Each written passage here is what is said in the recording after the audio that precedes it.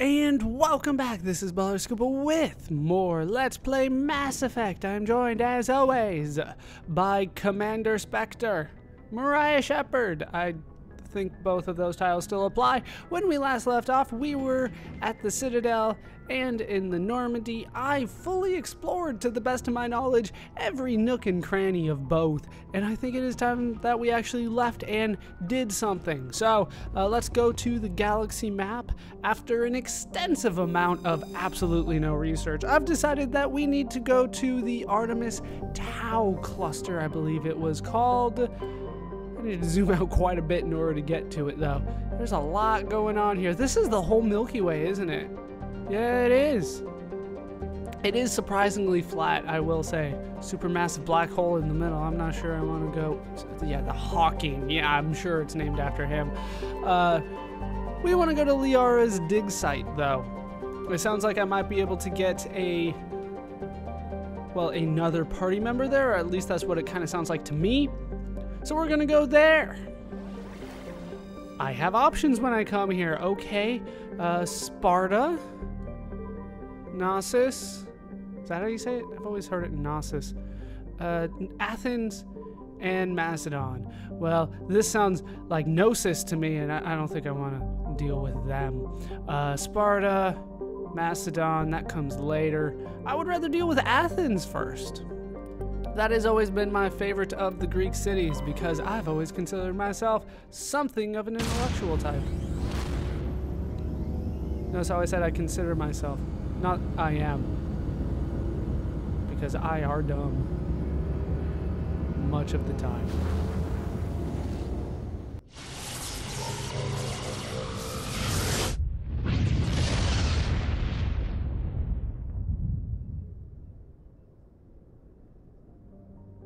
Space cannons, that was awesome. All right, so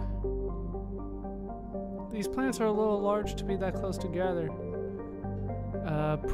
Proteus, Salamis, Nausicaa, Circe, Pharos. Is there another one? No, 1, 2, 3. Nope, just the 5, and then a large asteroid belt near the giant Nausicaa. So obviously, I'm going to assume that the Protean ruins are on Proteus. Maybe that's just me. Like, can I really go to, like, all these places? That is a lot of truly open world stuff I can do.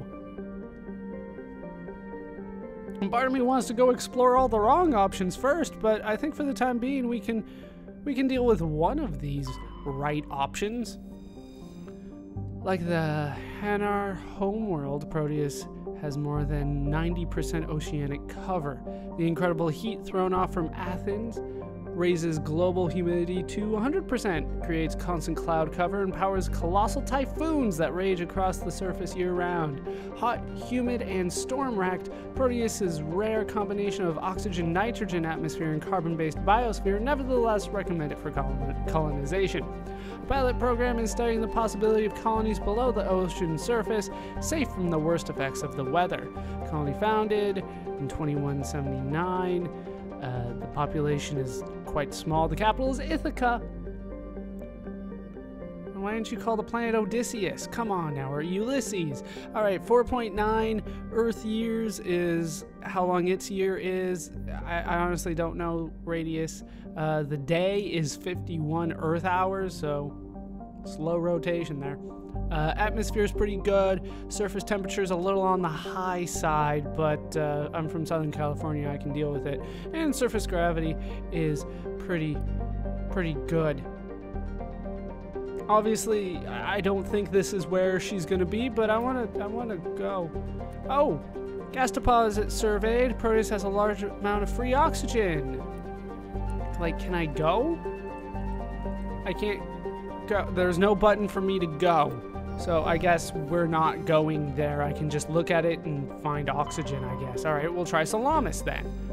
The geological properties of Salamis have been scanned from orbit, but little else is known about it. Due to its thick carbon dioxide atmosphere and proximity to the energetic star Athens, the equatorial daytime temperatures have been known to turn the surface molten. Yeah, I figured. The crust is composed of iron with deposit of platinum group metals. None of the rest really matters except, 520 degrees Celsius on the surface. There's not going to be anything here. This is a Class Y planet if I've ever seen one. We'll try Nausicaa then. That's a water nymph, isn't it? Traces of sodium in the atmosphere give Nausicaa its overall gray color, dark gray color, but it is otherwise a typical hydrogen-helium gas giant. An abundance of water vapor in the upper atmosphere account for its white clouds. So, nothing all that great going on here. Apparently, Athens was not correct. Circe? Circe's got to be cold, right? Frickin' bitch. Circe is a modestly sized hydrogen-helium gas giant with traces of sulfur and chlorine. These give it its striking yellow-green tint. As the development of the Proteus colony continues, Circe will likely be developed for helium-3 mining, so we can get helium off of it. Scanning this gas giant, you detect a large concentration of helium-3, which is why they said I could, get helium from it. All right, and then way down here there was Pharos. I don't remember who Pharos is. Sounds like a dude to me. Distant Pharos has seen only a cursory examination by an unmanned probe. It has a trace atmosphere of nitrogen and argon. Argon, really? Its surface is mainly composed of tin with deposits of carbon. Deeper craters have been partly filled by ice, suggesting there may be a significant amount of water locked up beneath its frozen surface. A large ice-bright crater in the southern hemisphere makes the planet visible from the inner system, leading to the planet's name. And it is way too damn cold here. Negative 176. You don't even need me to convert that to tell you it's cold. Turian insignia recovered. Scans of the planet Pharos revealed an abandoned base on its moon. The recon team found nothing of interest, but much of the debris was marked with the Magna Colony insignia. I don't know what any of this is doing, but I assume that I'm doing good work. I'm doing some kind of work. All right, so Athens didn't work. We'll go to Sparta then, I guess, because maybe that'll work out. Like, am I doing something wrong? It feels like I'm not necessarily doing things right now. All right, we got Tremanra, Altalia, Daedalus, Antamalka, and then way over here we got Alsages. I'm pretty sure I'm pronouncing all of these wrong. I don't think they're Greek anymore, though. Tremania is a dwarf planet composed of light magnesium silicates with deposits of aluminum. Its surface is covered by wide swaths of ancient dark basaltic lava, possibly indicating the world was created through an impact with some other body in the system. Tremania's magnetic field is non-existent, which this makes it impossible for ships to dump charge from orbit. Drive charge. That said, Tremania's minuscule gravity allows even cruiser-sized vessels to land safely for direct grounding. Nothing I can seemingly do here. Next one was Daedalus. Yeah. Behind yet another asteroid belt. Commander, I'm picking up a signal from the planet's surface. It looks like an automated distress beacon. Well, we're gonna check it out. Thank you, Joker. Daedalus is a terrestrial planet with an atmosphere of carbon dioxide and nitrogen. Sounds good, kind of. Daedalus's surface is covered by wide deserts of silicate sand, with only a few areas of igneous rock highlands to break the abrasive dust-choked wind. All right, doesn't sound so good anymore. Daedalus's orbit is congested with debris thrown inwards by the gravity of the gas giant Antamalka. Due to a high rate of meteor impacts, exploration is highly dangerous. But apparently there are people here, so we're gonna land and go out in our suits. All right, who do I want to take with me? Ashley is for sure coming along. Ashley is damn good. I assume we're looking for this person. Liara does sound like an Asari name for me, and that looks like an Asari. We're definitely not bringing Caden. Couldn't care about Caden. To be honest, Garrus, he just did not work out well for me, so it's between Rex and Tali, and that's not really even a question, is it? Let's go, Angels!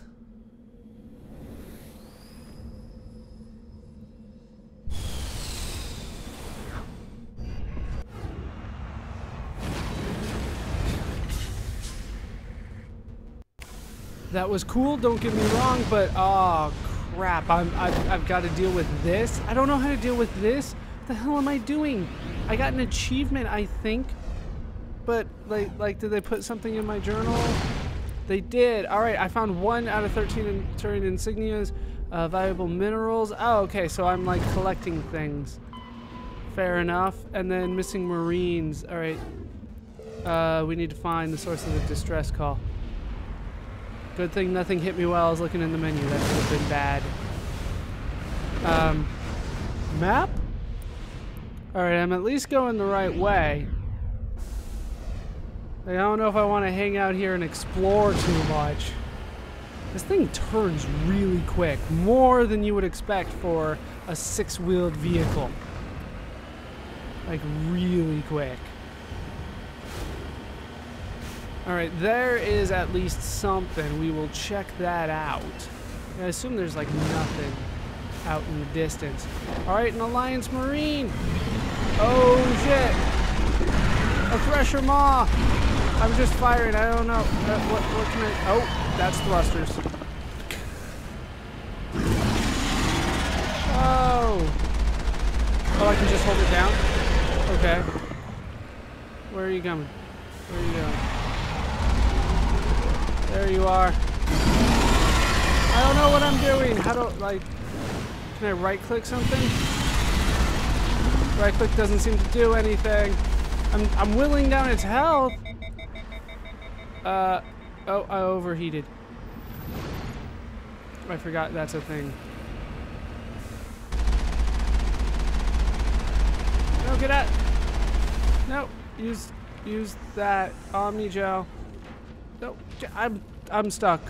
I'm repairing. Things are possibly not going well. What the hell am I doing? Seriously.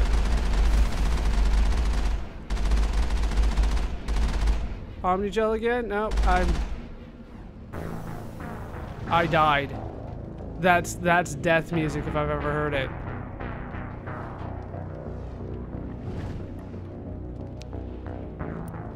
So that worked out great. All right, we'll do the auto save here. Like, seriously, as soon as I got this, I'm like, this is not going to work out well. Right click didn't do shit. Right click did shit. All right, so we need to go over there. We got a worm to fight. God, this thing. It reminds... It like reminds me of like Diddy Kong Racing when you got the hovercraft. Like it's not something that's intuitive to me. Maybe it's intuitive to you guys, but I am struggling with this. Okay, where is it? Where is it? You know it's coming. There it is. All right, and away it goes.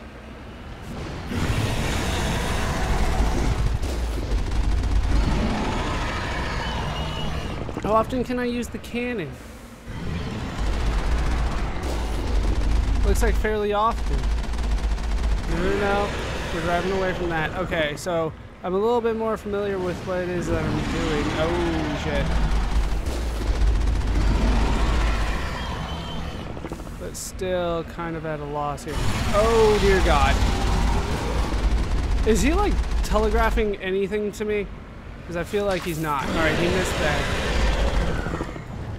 Like where he's gonna come out. I feel like he's not. That he's not telling me that. Hey! I got him! I got him. So second time's the charm. We will investigate you guys. I probably shouldn't get off of this thing, but like I think I ran him over. Can I do anything with them? Can I do anything with this? Can I do anything with any of this? Is there a dismount button? Because use isn't doing shit here. Not doing anything. You want me to deal with this? Why can't... Hold on. Q. Looks like the button is Q. There we go. Alliance soldiers. Looks like they were lured here by the distress beacon. Can I look at this guy? Or no, I just needed to look at one, and that was it. Admiral Kahoku's men. You need to tell him what happened here. Alright, so then we can get back on to the Mako. Right. I'm not... They were giant worms. I'm not sure how much zooming I need to do, and then I immediately run into the beacon. Oh, so that's one of the issues. This is just me holding left. It drives forward even though I turn left. That's good to know. They gave me a lot of stuff, though. Probably more in the journals. Missing Marines speak to Kohaku. And dead bodies return to the Citadel Tower and inform the Admiral of their fate in a bit. We didn't look at that because of reloading, because I'm terrible at new things. Non-sapient creatures. After the guest Thresher maws. Thresher maws are subterranean carnivores that spend their entire lives eating or searching for something to eat. Threshers reproduce via spores that can lie dormant for millennia, yet are robust enough to survive prolonged periods in deep space and atmospheric re-entry. As a result, thresher spores appear on many worlds, spread by previous generations of space travelers. The body of a thresher never entirely leaves the ground. Only the head and tentacles erupt from the earth to attack. In addition to physical attacks, threshers have the ability to project toxic chemicals and emit bursts of infrasound as a shockwave weapon. The Alliance first encountered threshers on the colony of Akuz in 2177. After contact was lost with the Pioneer team, Marine units were deployed to investigate. The shore parties were set upon by hungry threshers, and nearly the entire assault force was killed. Alliance forces recommend engaging threshers with vehicle-mounted heavy weapons. Yeah, from a distance. From a distance. Alright, secondary, there are a couple things here. Turians, the Unification War. At about the time the Solarians and Asari were forming the Council, the Turians were embroiled in a bitter civil war. The Unification War, as it was later named, began with hostilities between the colonies furthest from the Turian homeworld, Palaven. These colonies were run by local chieftains, many of whom had distanced themselves from the hierarchy. Without the galvanizing influence of the government, the colonies became increasingly isolated and xenophobic. That means they're scared of foreigners and strangers. Colonists began wearing emblems or facial markings to differentiate themselves from members of other colonies, and open hostilities became common. When the war finally broke out, the hierarchy maintained strict diplomacy and refused to get involved. After several years of fighting, less than a dozen factions remained, and the hierarchy finally intervened. By that time, the chieftains were too weak to resist. They were forced to put an end to the fighting and renew their alliance to the hierarchy. Though peace was restored, it took several decades for animosity between colonists to fade completely. To this day, most Turians still wear the facial markings of their home colonies. As a point of interest, the Turian term barefaced refers to one who is beguiling or not to be trusted. It is also a slang term for politicians.